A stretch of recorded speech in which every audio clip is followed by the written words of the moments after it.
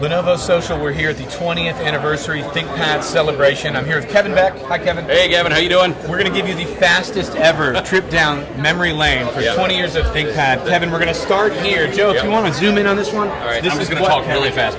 This is the original design model for the ThinkPad. This is 1990, early 1992-ish, maybe late 1991. Moving on here, this is the first actual ThinkPad. Interesting story behind this. It was marketed originally as the IBM, I think 2521, and then the other ThinkPad came out, so we went back and named it the ThinkPad. It was called the 700T. It's a tablet with a pen. It is a tablet with a pen, familiar? Windows 3.1 tablet with a pen. This is the original, the daddy, the ThinkPad 700C. A lot thicker and heavier than stuff we're used to seeing nowadays, but you know, everybody had to start somewhere. And then we get into 93. Right, 750C.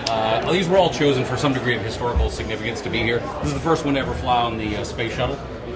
Right, so and we've got one that was succeeded by current generations up to the latest ones that are still up on the International Space Station. Astronaut Rick Searfoss is with us tonight. We're hoping to talk to him later. And then probably the most famous of all ThinkPads from the early to mid 90s, the 701C, the butterfly keyboard. I'll just give you a brief look here, see how that works. Magical. All right, this is back in the day when screens were 10 inches, but nobody had a full-size keyboard, so that was our answer. Yep. See our other video with David Hill on that one, and then we go to, still in 1995. Right, this is the ThinkPad 755 CDV. I don't have time to do it right now, but this had a unique feature. Back when before projectors, when people were still using overhead projectors, the entire back of the screen would come off, and the screen was transparent, so you could fold the screen down and lay it on top of your overhead projector. I actually remember somebody using one of those back when I first started at IBM in 1997. Somebody still had one of those. Fairly rad for 1995 or now. Well, and we were still using overhead projectors back in those days.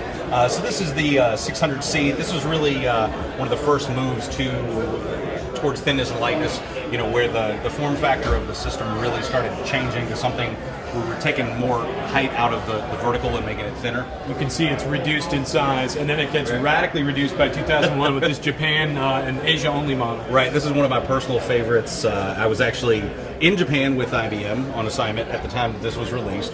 The ThinkPad S30, as you say, only Japan and Asia. One of the thinnest and lightest laptops in time. Now, 3 pounds, 10 inches is not so impressive, but it was deadly impressive back in the day. And the last one here is a real curiosity from 2001. Right, this is the ThinkPad Transnote, and for any of you who ever use this or know anything about it, you will notice that this is actually one of the most rare models of this that were made, and I'll tell you why. This has a fold-out